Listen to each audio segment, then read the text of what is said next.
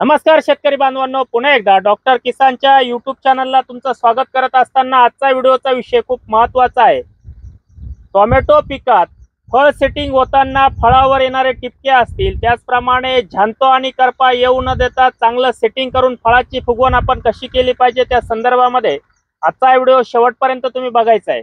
या ठिकाणी आपण एक साधारणतः 40 दिवसाच्या प्लॉटमध्ये उभे आहोत। सेटिंग सुरू झालंय आणि याच दरम्यान सातत्याने राहणारं ढगाळ हवामान, येणारा रिमझिम पाऊस यामध्ये शेतकऱ्यांना अडचणी येतात, सेटिंग होत नाही आणि त्या ठिकाणी फुलांचं ड्रॉपिंग होतं। त्याचप्रमाणे महत्त्वाची गोष्ट, झांतो आणि करपा या रोगाचा प्रादुर्भाव होऊन फळ पोखरणारी आळी आणि नागाळी याचा प्रादुर्भाव होतो। मग अशा वेळेस आपण बुरशीनाशकांचा योग्य वापर आणि अन्नद्रव्य व्यवस्थापन काय केलं पाहिजे त्या संदर्भामध्ये व्हिडिओ खूप महत्त्वाचा आहे। आर्यमान सारखी व्हरायटी 40 दिवसापासून 60 दिवसापर्यंत जर 20 दिवस चांगलं कामकाज केलं, त्यामध्ये तुमचं 2048 असेल, आर्यमान असेल, त्याचप्रमाणे सिजंटाची 0108 असेल, या व्हरायट्या 60-65 दिवसामध्ये हार्वेस्टिंगला येतात।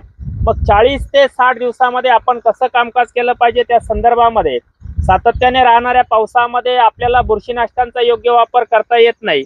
मग अशा वेळेस आपण कसं कामकाज केलं पाहिजे त्या संदर्भात आजचा व्हिडिओ तुम्ही शेवटपर्यंत बघायचा आहे। तत्पूर्वी माझ्यासोबत जे शेतकरी आहेत, ज्यांचा 40 दिवसाचा प्लॉट आहे, त्या शेतकऱ्याचं नाव या ठिकाणी मी जाणून घेतो। दादा, आपलं पूर्ण नाव सांगा। जीवन शरद जाधव, जीवन शरद जाधव, राहणार खतवड, तालुका दिंडोरी, जिल्हा नाशिक। डॉक्टर किसानची माहिती तुम्हाला कुठून मिळाली? डॉक्टर किसानची म्हणजे मागच्या वर्षी ना माझ्या काकांचा जो प्लॉट आहे, ओके, त्यांनी मला माहिती दिली। त्यांचा प्लॉट चांगला झाला का? त्यांचा प्लॉट चांगला झाला म्हणून तुम्ही जो विश्वास ठेवला 40 दिवसामध्ये, तुम्हाला काय वाटतं? रिझल्ट आम्हाला मागच्या वर्षी म्हणजे तिकडे समक्ष जाऊन बघितलं तेव्हा आम्हाला रिझल्ट भेटला। त्याच्यामुळे आम्ही यंदा त्या घरच्या म्हणजे असताना आता म्हणलं आपण करून बघू काय होतं काय। तुम्ही केल्याने काय वाटतं? रिझल्ट भेटला। गेल्या वर्षाचं वातावरण तर थोडंसं चांगलं होतं। गेल्या वर्षी गावात ती टिकून राहिली होती पूर्ण पाण्यामध्ये।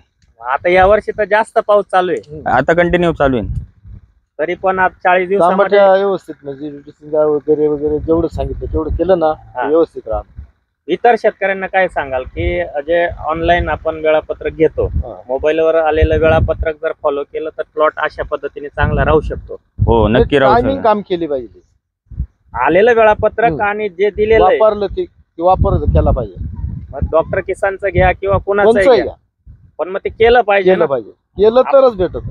आपल्याला रिझल्ट येत आहे, जर येत नसेल तर त्याला सोडून द्या, डॉक्टर किसानलाही सोडून द्या, असं माझं वैयक्तिक मत आहे। पण काहीतरी सांगितलं त्याचे रिझल्ट येत आहे, हो, पंजा पूर्ण सेट होतोय आपल्याला, आपण बघतोय पानं चांगले, सातत्याने पाऊस आहे। आता देखील म्हणजे एवढ्या चिखलामध्ये हे बघा, माझे पूर्ण बुट बिट पूर्ण हे झाले आणि मुळी जर बघितली, पाऊसच एवढा चालू, पाऊस जर मुळी सुद्धा इतकी ऍक्टिव्ह आहे, पुरीवर मुळी निघाली, खाली जमिनीत मुळी दिसते ना। मग सगळ्यात महत्वाची गोष्ट मित्रांनो, आपल्याला काय करायचंय, दोन गोष्टी नीट जाणून घ्या।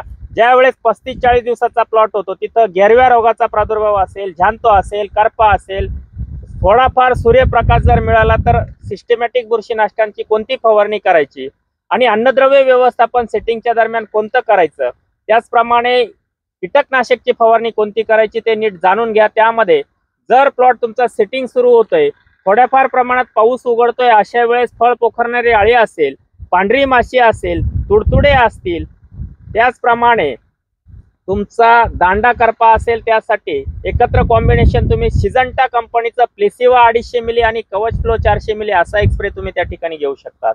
2 दिवस जाऊ द्या, 2 दिवसानंतर जमिनीच्या माध्यमातून तुम्हाला चांगलं फळ सेटिंग करून घ्यायचंय। त्या ठिकाणी एकरी 1 लिटर प्लॅटिनम आणि ICLचं 05518 ही जी खताची ग्रेड आहे ती 5 किलो पर्यंत आपल्याला देऊन घ्यायची।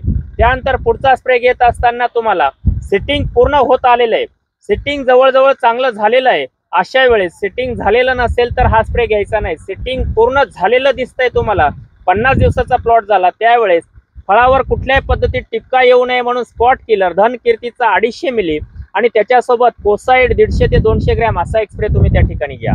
प्लेसिवा नंतर 10-12 दिवसाने तुम्हाला कीटकनाशकचा स्प्रे घेत असताना 55-58 दिवसाला वायगो 80 मिली, मोएंटोडी 200 मिली असा एक स्प्रे तुम्ही त्या ठिकाणी घेऊ शकता, जेणेकरून नागाळी तुमच्याकडे येणार नाही, फळ पोखरणारी आळी येणार नाही।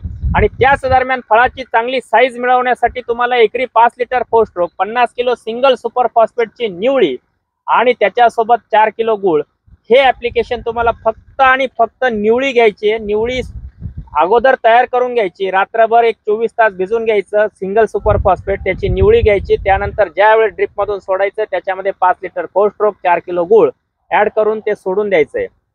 आपण आलो होतो त्या ठिकाणी स्पॉट किलर कोसाइड पूर्ण सेटिंग झाल्यानंतर. त्या अगोदर आपण प्लेसिवा कवच फ्लो दिलं.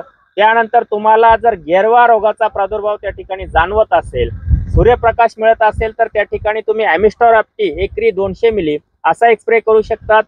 ढगाळ हवामान आहे, रिमझिम पाऊस येतो, पानं ओले असतील तर त्या ठिकाणी मेरिओन 80 मिली आणि टचअप 500 ग्रॅम असा एक स्प्रे तुम्ही त्या ठिकाणी करू शकतात. जीवनजी, तुम्हाला एक शेवटचा प्रश्न विचारतो. 40 दिवसाचा तुमचा प्लॉट आहे आणि एकंदरीत डॉक्टर किसानचं मार्गदर्शन तुम्ही गेल्या वर्षी बघितलं, तो प्लॉट चांगला होता म्हणून तुम्ही स्वतः मार्गदर्शन घेतलं आणि आज 40 दिवसात तुम्ही मार्गदर्शन घेऊन तुम्हाला आलेला अनुभव इतर शेतकऱ्यांना काय सांगाल? नाही, जे आपण पहिले म्हणजे लोकल पावडर जे मारत होतो त्याच्यापेक्षा जे डॉक्टर किसानच्या आपण जे सांगितल्यानुसार वेळापत्रकानुसार जे आपण हात मारतो त्याचा बऱ्यापैकी म्हणजे एकदम चांगला रिझल्ट आहे. आता या वर्षीचं वातावरण तर म्हणजे वातावरण म्हणजे आता कंटिन्यू पाऊस असल्यामुळे थोडस होऊ तरी शकतं. तुमच्या प्लॉटला 40 दिवसात मला तरी कुठं डंक वाटत नाही. एवढं नाही, चांगलं नाही. सेटिंग आहे. हे बघा, सेटिंग चांगलं आहे. सेटिंग आधी होती पण पाऊस पाऊस पण पानं खराब नाही ना. नाही, बाकीचं नाही. पण तंतोतंत एकदम थोडा आहे.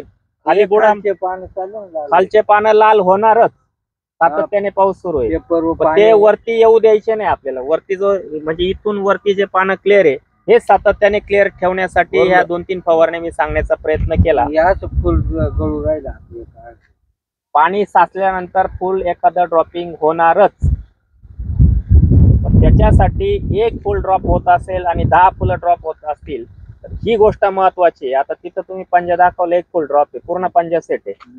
हे बघा, त्या बाजूचा पूर्ण पंजा सेट आहे, त्या बाजूचा एक फुल ड्रॉप आहे. एक अर्ध होणारच, एक अर्ध राहील, होईल. आणि बऱ्याच शेतकऱ्यांचे 10 फुलं सेट होत असताना 9 फुलं निघून जात आहेत, एकच फळ सेट होत आहे. आपल्याकडे 9 फळं सेटिंग होत आहे. काय वाटतं तुम्हाला, खरं आहे का खोटं आहे? करेन. मग याच्यासाठी आपल्याला योग्य बुरशीनाशकांचा वापर आणि योग्य अन्नद्रव्य व्यवस्थापन जर आपण सातत्याने करत राहिलो आणि त्याचाच फायदा आपल्याला असा होणार आहे की चांगल्या फळाची क्वालिटी मार्केटपर्यंत आपण 65-70 दिवसाला जर पोहोचवली तर चांगला जो काही मार्केटचा अंदाज मी गेल्या 2 दिवसापूर्वी सांगितला की ऑगस्ट महिन्यामध्ये कमीत कमी 40 ते 45 रुपये किलो हा दर राहणार आहे. सप्टेंबरमध्ये देखील 20-25 रुपयाच्या खाली दर येणार नाही आणि शेतकऱ्याला अपेक्षा एवढीच असते की माल चांगला निघाला तर मला 300 ते 400 रुपये कॅरेट दर मिळाला पाहिजे. म्हणजे 15 ते 20-25 रुपये किलो जर दर मिळाला आणि चांगल्या क्वालिटीचा आणि दर्जेदार माल आणि ॲव्हरेज चांगलं मिळालं तर टोमॅटो शेतीमध्ये चांगलं उत्पादन आपल्या हातामध्ये येतं आणि चांगला नफा आपल्याला होतो. त्यासाठी आपला उत्पादन खर्च कसा कमी ठेवून आपल्याला योग्य बुरशीनाशक आणि योग्य अन्नद्रव्य व्यवस्थापन करण्यासाठी चांगलं मार्गदर्शन शेतकरी मित्रांनो तुम्ही घ्या. डॉक्टर किसानचाच घ्या असं मी म्हणणार नाही. खूप त्या ठिकाणी सोशल मीडियावर चांगले चांगले मार्गदर्शन देणारे आहेत.